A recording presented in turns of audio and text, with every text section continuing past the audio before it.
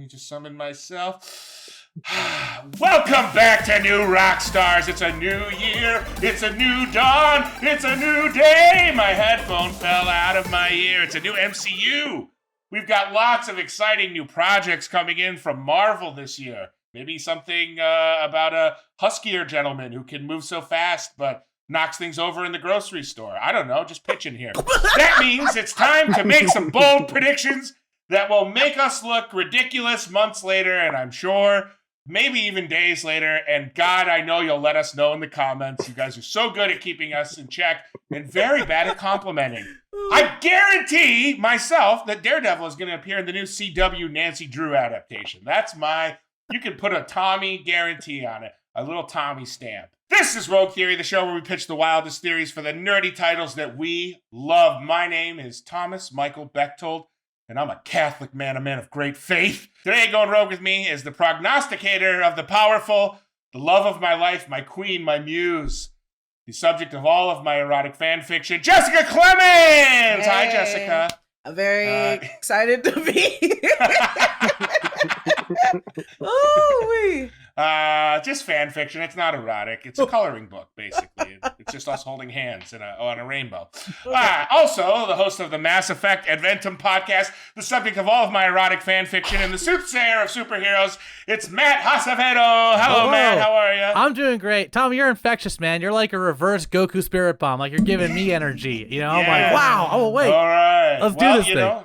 Let's get it going. You know, it's a Thursday. Let's treat these Thursdays like Fridays, guys. It's just Friday Junior. And finally, the omnipotent oracle of overpowered beings and the subject of all of my erotic fiction. It's Eric Owusu. Eric, I've missed you so much. Welcome back. I miss you too, Tommy. I love that you personified the ghost of Ric Flair for this episode. This is fantastic. I did drink a Coke Zero beforehand, and I did have 2 Diet Cokes at lunch. So that'll do perhaps this is the caffeine talking, or I'm just excited because we have such a great panel today, and Eric Voss ain't here to tell us no. He's not in the office. We can do whatever we want. I can play with all the action figures. These earbuds I got from 7-Eleven can keep falling out of my ears. Anyway, they're not an official sponsor because these earbuds suck. Let's talk Spider-Man, guys. Spider-Man No Way Home was full of cameos and special appearances. But our first big one came from the man without fear. But when will we see him next? That leads us to today's first topic, Daredevil's next appearance. After appearing early in a Spider-Man No Way Home, very early, so early I had just finished my last pretzel bite, shout out to MT, as the legal counsel to Peter Parker and Happy Hogan, Charlie Cox, Matt Murdock, now joins the MCU as an already agile Daredevil vigilante hiding his powers. With new reports, the writers that worked on the Netflix Daredevil and Punisher series are joining the staff of the Echo spin-off series. Where can we expect to see Daredevil next? Is it going to be an Echo, Moon Knight, She-Hulk, I may have mentioned Nancy Drew already? What do you guys think? You say Nancy Drew? That's right, Nancy Drew, the girl detective. Okay. Yeah, the CW remake. No, yeah. My bad for being ignorant. How dare you? I think that off the bat, I do think that Daredevil's going to appear in She-Hulk. I think that will be the first appearance of Daredevil. I don't know if he's going to have a significant role in She-Hulk, but I definitely think we're going to be seeing him more in like the Disney Plus TV series. I think that's going to be the intro for him. You know, we're dealing with lawyers. Clearly, we know Jennifer. It deals with repping superheroes as well. We saw that Matt. Also in Spider-Man No Way Home. This is great that we can talk about this, by the way. In No Way Home, he shows up and he's repping Peter Parker, so they're gonna collide at some point. Maybe they're even like working together. That'd be pretty cool. But I definitely think their paths will cross originally there for sure. I love that. Now they are both attorneys, as you said.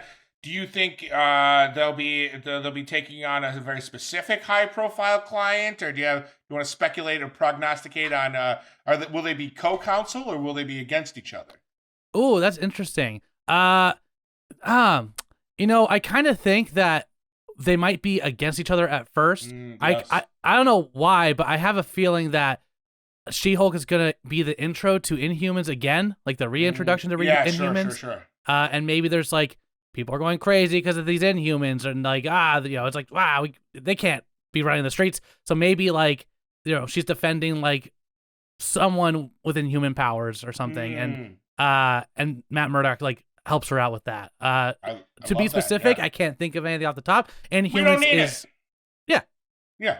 Well, I don't mean to cut you off. I'm just saying that when Tommy hosts, specifics are at a minimum. Okay, guys. Inhumans is like that's out. That's like I never got touched Inhumans. I'm big X-Men. Inhumans I never really got like into. Yeah, so that's okay. That's all right. You know what? Inhumans I only know from that Hulu show that ran like 8 episodes. Yeah. That had the guy who played Roose Bolton's son. Right? That guy, he was in it. Do we all remember that? Is that the specifics you're looking for, folks? Moving along. Who's got another theory? Moving along. I have one, Tommy. All right. Great. I have one, Mr. Bechtold. I also agree. Oh my God, that's in my writings. It's one called Substitute Teacher. I'll send you the. Send me the rough draft. I'll edit it. It's still just a coloring book, though. Oh, okay. What? Okay. So, Matt, I agree with Matt, especially for next appearances, because I do think She-Hulk is going to come before my theory of seeing Charlie Cox in Echo. So, since we already saw them in Spider-Man, I think the next place, since we're getting into like some law stuff, I think Echo is going to have the next one that's going to be like very high in law other than She-Hulk, where it's going to be like, hey, you did a lot of illegal stuff. And also we had Echo merged with Vincent D'Onofrio. So I think all of that like gang violence stuff is going to cross paths with Charlie Cox, and it's going to be like, I'm on your side and here's why, but we need to find a way to get you off of all these charges. So I think that would be a next time we would see them, but I do think ultimately like She-Hulk would be just a great appearance because of the two battling it out. And I do think that one comes before Echo does, but if Echo did come first, then I think it's Echo. I think it's Echo. Mm-hmm. Yeah. So it's a situation of release dates here. I think so. Yeah. For next appearances. Jessica, I have to say I prefer when the superheroes put their powers away and take it to the courts and settle it in the courts like, dignified human beings. Let's get litigious instead of superpowered, as what I always say. Eric, what do you got for us? Well, I'm going to come with the roguest of the rogue theories today. Okay, all right. Also because Matt and Jessica said both of my two first options. Welcome to my world, Eric. Every time I do this show. We need to go back to emailing what our theories are beforehand, so we know what to take in other people.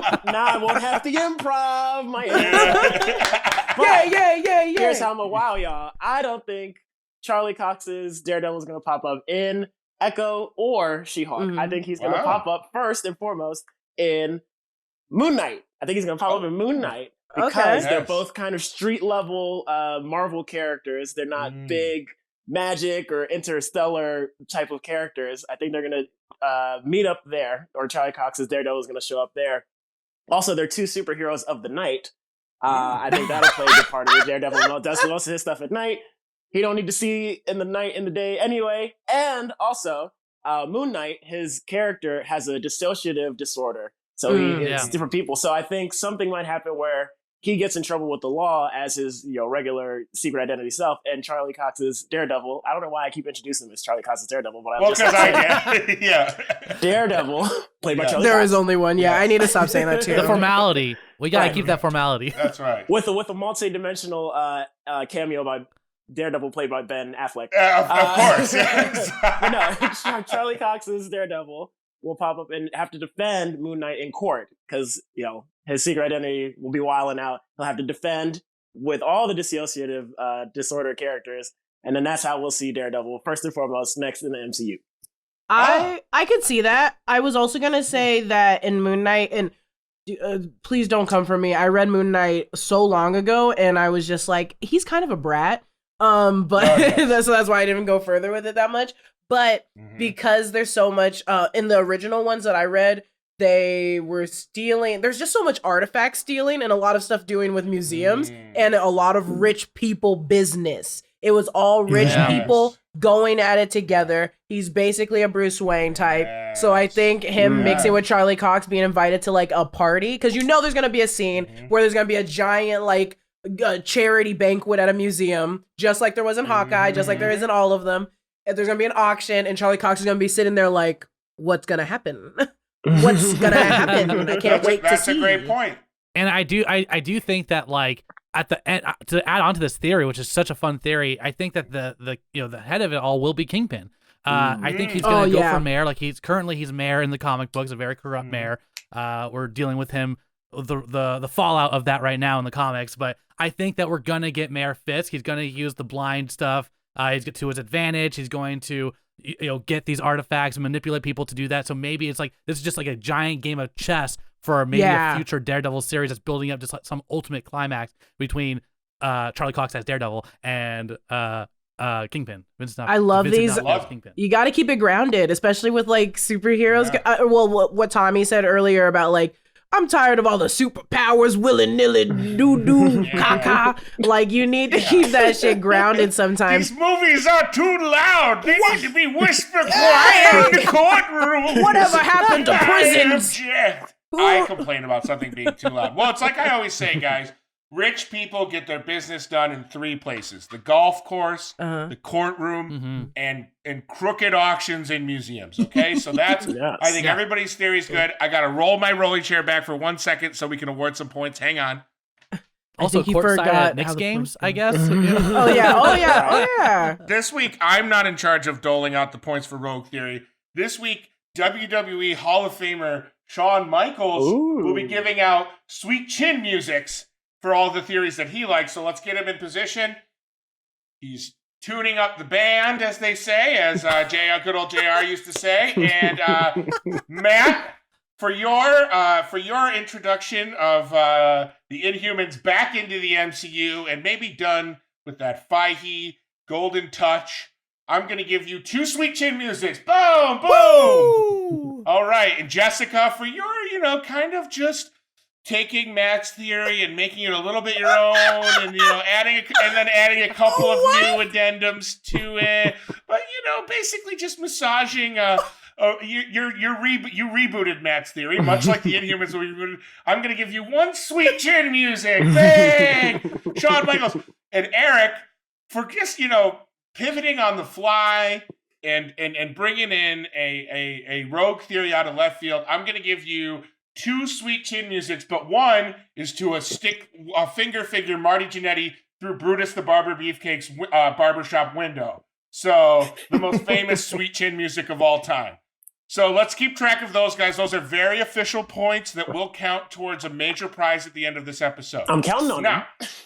That's right. So everyone, please keep track. Up next, we're going to discuss which new series will have the biggest impact on the next year. But first, time for a little plugs, okay? Here is some crazy news. You can see me, Jessica Clemons, Eric Voss, Philip K. Molina in person and live in the City of Dreams, the City of Stars. I call it LA East, LA Center, LA Midwest, Chicago, baby, Chicago.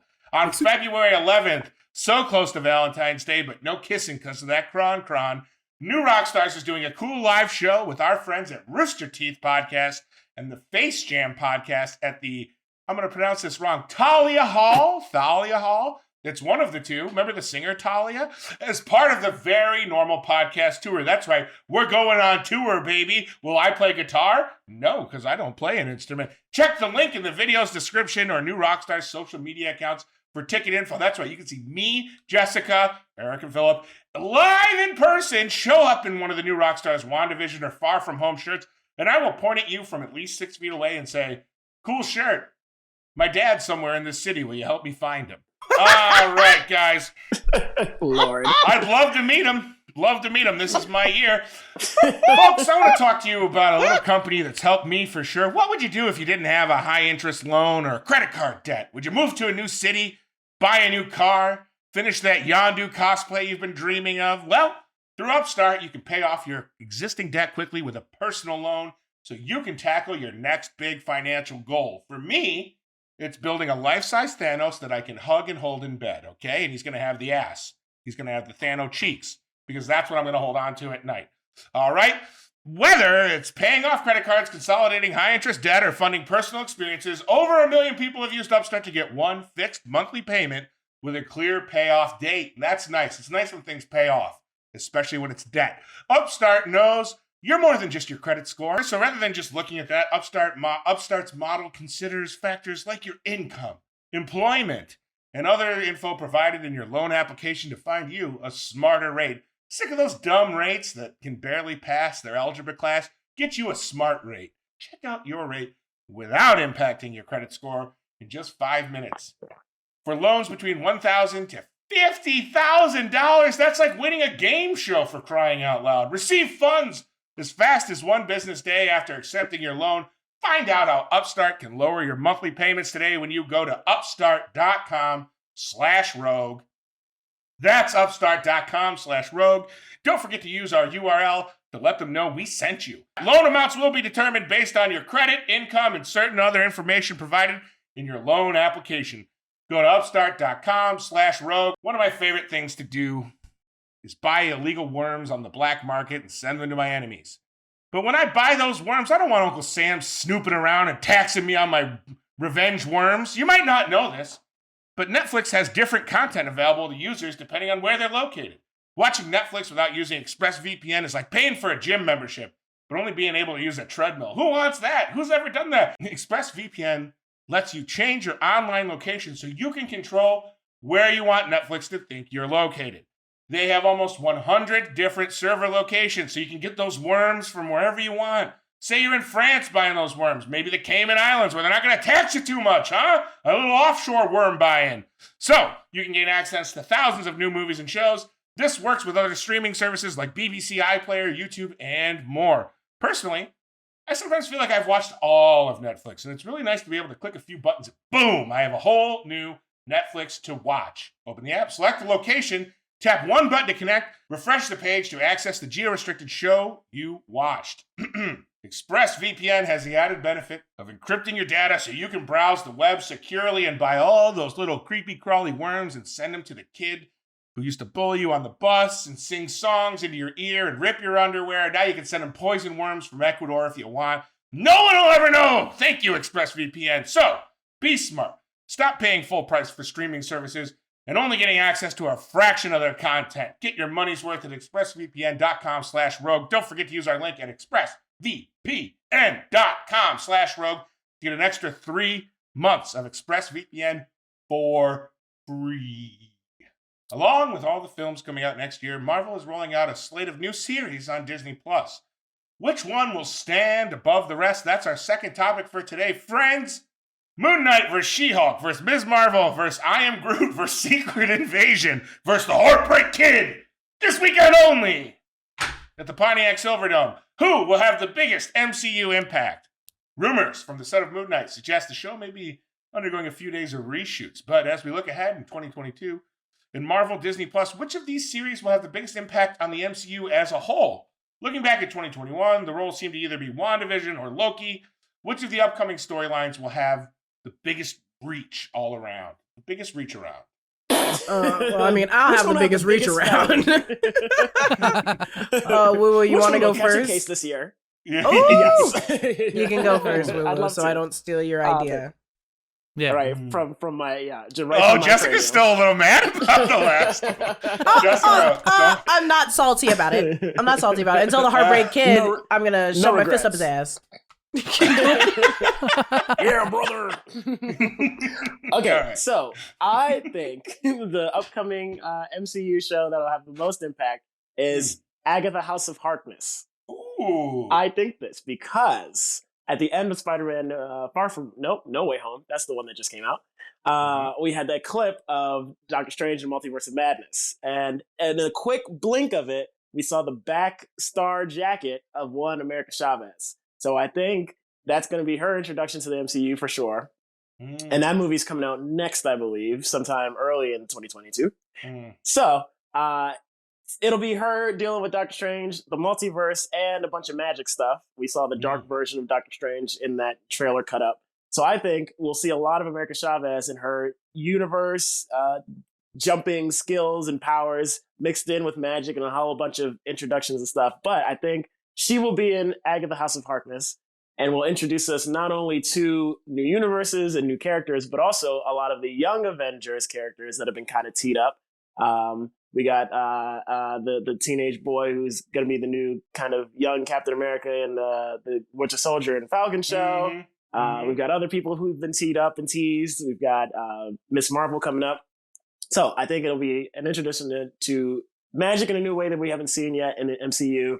America Chavez, also known as Miss America, and also Young Justice. Sorry, not Young Justice. Wrong cinematic universe. Young Avengers. And it might be an introduction to mutants, I think. Yeah, coming in with Miss America. Wow. And like a reverse Wanda, right? Yeah. Like, yes, mutants, right? Yes, more mutants. So that'll be... yes, more mutants. Yes, and I think Voss... Who's all mutants? Yeah, I think Voss may have said this in another video, but the name Agatha House of Harkness might be a kind of nod to the House of M. So an introduction to mutants this way through House of Harkness.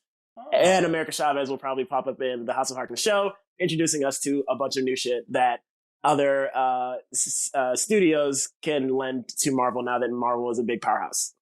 Very interesting. Very interesting. I thought we were only choosing from the ones you gave us. So I did too, and don't worry, Shawn Michaels is considering that in his final decision. So because I don't know, is House of Harkness coming out in 2022? It hasn't got a date yet. Yeah. Hasn't got a date yet. Okay. Well, Eric, you know what? That was rogue. It's outside the box. That's not It's your out of the name. box. It's out of the box. You're bending time. Well, Jessica, play by the rules, and you might just get rewarded with some sweet chin music. Come on. Ooh, yeah. Draw within the lines. I am a sheep. I think I am a sheep. I am a follower. I will do anything that you ask. So a beautiful I was purple-haired between. sheep. It was between Secret Invasion and Miss Marvel for me. But I ultimately am going to lean Miss Marvel because I love all the women in it. But but I think Miss Marvel is going to be a big deal, especially because Miss Marvel is setting up the Marvels. So I think those being attached to each other. So not only are we getting Miss Marvel, we're getting Carol Danvers and we're getting Tiana Paris's Monica Rambeau. So I think all of those coming together. These are women that can just like shoot into space basically and that are fighting things in space. So I think Secret Invasion is very important. Yes, I think that's going to be a big turning point for the MCU because you're dealing with like different people from different planets. But I think they are setting up Carol Danvers and like Captain Marvel to always be there and to like try to always throw her into things. I think they're kind of shoving in there. So I think a good way to shove her in there, and then if she has to go do other complicated stuff, is by putting Monica Rambeau or the girl from Miss Marvel. So I think those are going to be big turning points because we also can put Miss Marvel with Young Justice, or the Young Avengers, with the Young Avengers, or just with all the younger people. And then we have Monica Rambeau, who's she's still like an agent, you know, like her mom was a big head honcho. So they're coming from three different like three different movies, three different backgrounds. I think they're going to each have to tie into the MCU ultimately in a really big picture. So I think they are the turning point. That's, and I stayed within the box. This Rogue Theory, I was like, I'm going to stay as grounded as possible. Show off. Yeah. I follow the rules. Give me extra point. Money, please. Give me more. Give me more things, please. Yes, I did mention there will be a prize at the end. All right, okay. All right, Matt, what do you got for us? I think, first off, great question. And it's a very hard answer. And I think where I want to go with this, and where I want to start by saying the last 10 years, the Marvel has played it very steady. It's very grounded, as we talked about earlier, and we built on this universe. And now we're at a point after like Endgame and everything, and even WandaVision, we've accepted. There is a universal kind of acceptedness across the fandom of like the weird and you know and the bizarre. So I think from here on out, it's gonna get crazy town, right? Like especially after Loki and stuff. So every single show that you've listed, I think will impact the universe in a different way, building to a different kind of end goal. For example, I think Moon Knight, it's been confirmed that Moon Knight is going to be dealing with vampires. So I think Moon Knight is the introduction to vampires and even Dracula. I think we might even see like that might be like the teaser. He might be dealing with a I forgot who's playing the bad guy in it, but that might be like someone serving Dracula, and that will lead into Blade, and that'll open up the dark universe, right? And She-Hulk, I think that's going to be a little more grounded. That's going to be they who control New York kind of a deal. I think it's going to be the most grounded out of all of these that, like I said, kind of talk about what we were talking about before. We'll deal with like Wilson Fisk and dealing with who controls New York City now. Especially after the Avengers are kind of like everyone's like, what's hold on one sec, I'm getting my things mixed up. The Avengers, they're still cool, right? Do people still like them? Hold on. Can we take this out? I forgot. Yes, the Avengers are still cool because Steve Rogers has a hit. Okay, Broadway thank you. I got like a little lost. I hear you. It's really hard to keep track of. So. Same. Yeah. But I think She-Hulk is going to be the battle kind of like of New York because no one's really kind of claimed it. It's kind of open battlefield right now for who's going to have like the low-key power for it. And I think She-Hulk is going to be doing a lot of defending and might even team up with like, might even intro like maybe like Mr. Fantastic or something. So she might introduce more New York Central heroes. So that would open up that world. I think I'm cheating because I'm going down all of them. I agree with Jess about Miss Marvel. Miss Marvel will deal with Captain Marvel, and she is the key to the Young Avengers. And I think Miss Marvel's show will also lead into kind of like a, there's a young superhero act that started in comics a few years ago. That was like a whole little thing where like if you're underage, superheroes can't be like do a thing. So I think that might be a storyline that Miss Marvel will be central for, and that's how we're gonna Kate Bishop and all these other younger characters will kind of band together to deal with that kind of threat. And I think that she's gonna bring in the Inhumans again. I don't think we're done with Inhumans. I think we're gonna get those Inhumans back in. Inhumans, more Inhumans, more X-Men. I think the weakest, I don't think I Am Groot. I think that might be just like a fun, silly show. Sounds like it sounds really cute. I hope it's like the Scotty Young comics because those are great. I think they have the lowest impact, and I do think Secret Invasion might be the big thing that we're all leading up to.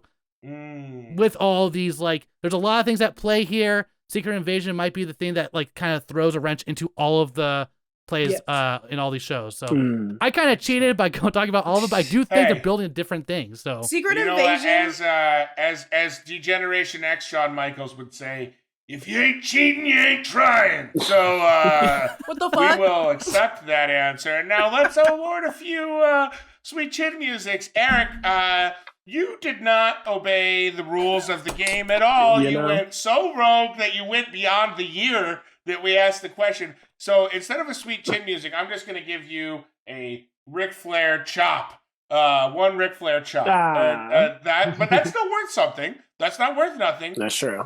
Matt, you listed in order of the question each show and listed some very fun plot lines that could go with the show. So I'm going to give you one sweet chin music for that effort.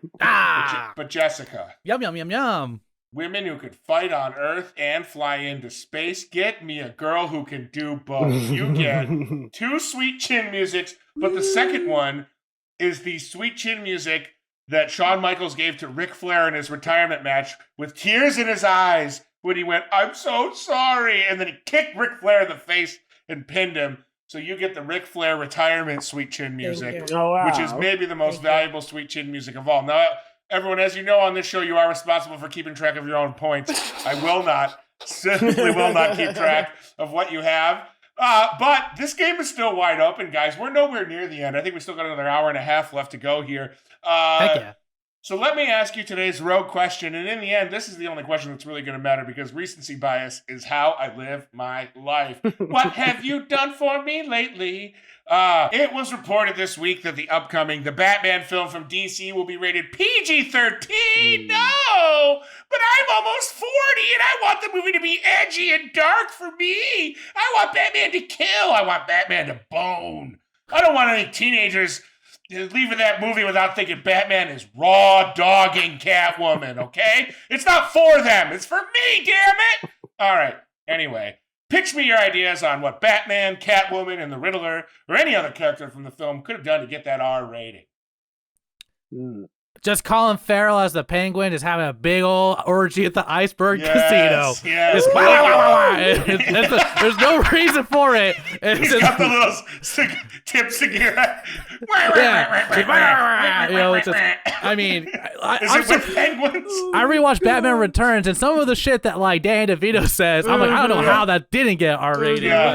Just go the extra step. There it is. It was the early 90s. People weren't as worried about it then. All right, what else you got for me, guys? Well, I think because PG-13 to rated R, a couple things have to happen. I think PG-13 movies get one. Yes, that's true. Yeah. And there's a lot more blood in R-rated movies. Like in a PG-13 movie, you can get punched in the mouth and bleed a little bit, but you can't have like blood coming out of bullets and whatnot. I think what needs to happen is Batman and Catwoman have a sex scene where he does eat that kitty cat. Yes. And she scratches him in the middle of it, blood comes out, and he's like, oh, that would have gotten him. Yeah, wow. Yes. Speaking of which, you should read my fan fiction sometime. I'd love to. Something very similar happens. Does he maintain his like voice? Like, oh, yeah. I need a bandage. Alfred, give me a Band-Aid. All right, Jessica, what do you got for me? Those are really good. I like the idea of saying eat the kitty cat from the back. So Zack Snyder would approve, apparently. So Zack Snyder loves it. Zack Snyder would do his own cut where he just put hallelujah behind it by oh god, I hate I'm that afraid scene. by even mentioning Zack Snyder, like we're all like gonna get like Twitter hate. Hey, I told them that I don't mind Zack Snyder. It's that a lot of we'll talk about it on Twitter. You guys can at me. I think exactly what I want. I think there should be a scene for it to just because I don't thank you Woo Woo for telling me what makes what needs to be the PG-13 to rated R, because I truly was like, doesn't it just need to be more violent? So I think there should be a scene where Catwoman is like fighting, and then like the Riddler breaks into Catwoman's apartment, she's fighting, and then she sicks her cats on them, and the cats are tearing him apart. I want the cats to be ripping pieces of flesh out. I want these cats to be aggressive. And I know movies like to kill cats. I want them to go backwards. I want the cats to kill the Riddler. So I want her to be like sitting there in her chair and the cats are tearing him apart. And that's the little part that had to make it rated R. Wow. I like it. I like the role. I like the reversal there. I think that's really good. Unfortunately, the correct answer is that Alfred tells the aristocrats joke. So that's how that goes. No, just kidding. Jessica, you get the final sweet chin music for reverse murderous pussycats. Bang! And I believe that makes you our winner for today. And your major prize is I'll come wash your car sometime in a bikini. Oh my god, I need that. Thank you. Folks, ladies and gentlemen, our winner today, Jessica Clemons! Yeah! Thank you. Jessica, of course, as I said before, I will come to your house at the date of your choosing and wash your car in nothing but a bikini and a smile. That is it for this action-packed episode of Rogue Theory. Thank you so much to our guests, Jessica Clemons, Matt Acevedo, and Eric Owusu. You guys were fantastic. It's always a pleasure to work with you guys. Please support our channel by checking out all of our awesome merch over at newrockstarsmerch.com. If you've got some thoughts on some of our Rogue Theories, then you can share them on our Discord. If you're over 18, search for the New Rockstars Discord server and join that conversation. You can follow me at New Rocks. You can't follow me at New Rockstars. Follow me at Tommy Bechtold. Follow New Rockstars on all social platforms. And be sure to subscribe to our channel here on YouTube. See you next time. Mwah.